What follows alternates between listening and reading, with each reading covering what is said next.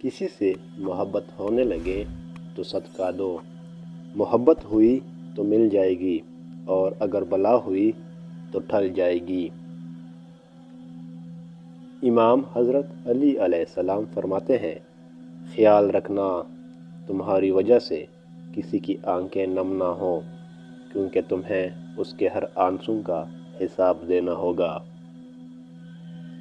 کفر کے بعد سب سے بڑا گناہ کسی کی دل آزاری ہے۔ پریشان مت ہوا کرو، ہمیشہ ٹھوکر ان کو ہی لگتی ہے جنہیں اللہ تامنا چاہتا ہے۔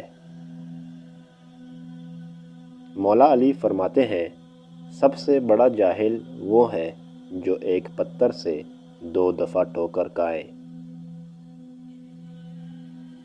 فرش والے تمہارا کچھ نہیں بگاڑ سکتے اگر اللہ سے تمہارا تعلق مضبوط ہے۔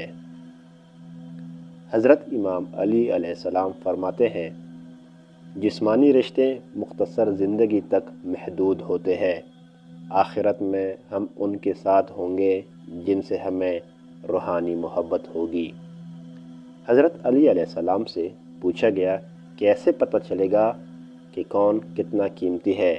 امام نے فرمایا، جس میں جتنا احساسی ذمہ داری زیادہ ہوگی وہ اتنا قیمتی ہوگا۔ ایسے شخص کو مت گنوانا جس کے دل میں تمہارے لیے عزت، محبت، فکر اور چاہت ہو۔ جو شخص تمہارے خون سے نہ ہو مگر پھر بھی تم کو عزت دے اور پیار دے تو بے شک وہ تمہارے لیے بہترین رشتہ ہے۔